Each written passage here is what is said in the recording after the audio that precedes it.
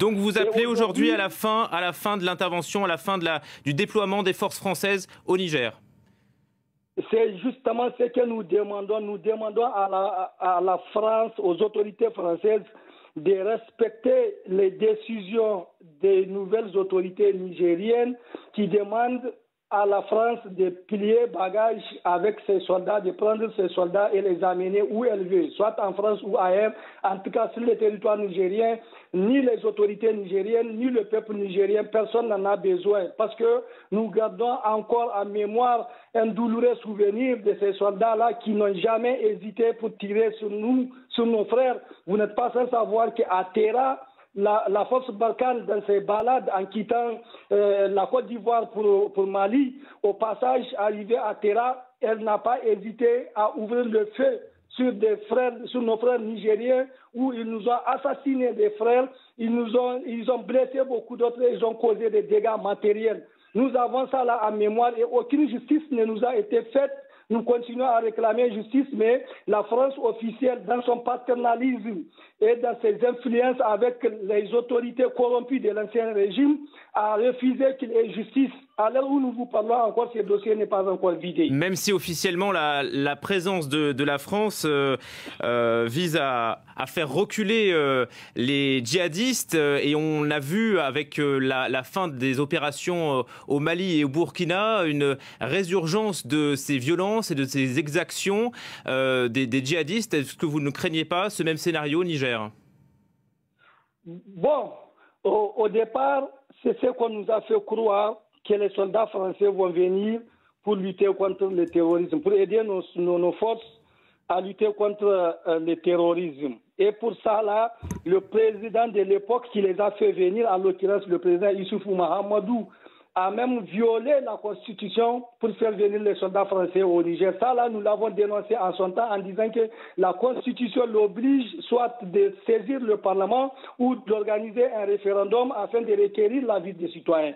Il ne l'a pas fait. Il a fait venir les soldats français illégalement sur notre territoire et donc ils se sont sentis en droit, parce qu'ils se croient en terrain conquis, de faire ce qu'ils veulent, y compris laisser leur mission pour laquelle on nous a dit qu'ils sont en train de venir pour aider nos soldats à lutter contre le terrorisme.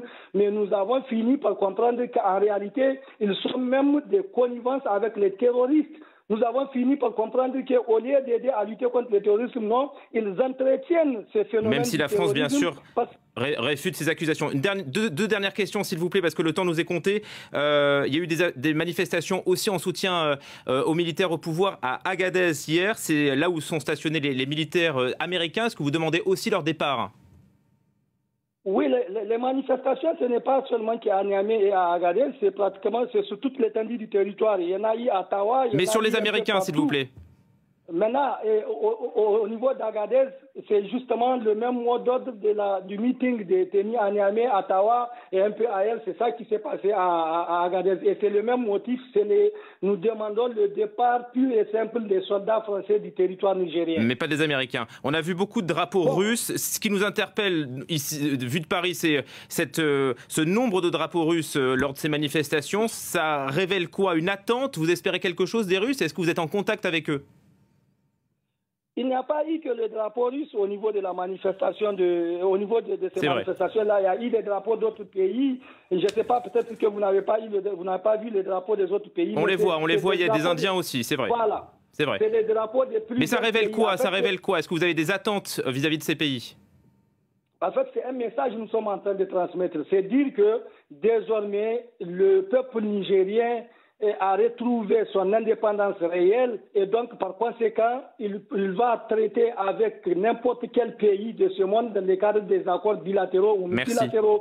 C'est une manière de dire que désormais nous au Niger maintenant nous allons dans la diversification de nos partenaires, on connaît qui peut être notre ami et qui peut être notre ennemi. Et donc pour l'instant nous demandons à la France de s'en aller et après avec les autres on verra comment nous allons trouver le mécanisme nous permettant de coopérer d'égal à égal dans le respect mutuel et surtout dans le respect des peuples des pays concernés. Merci.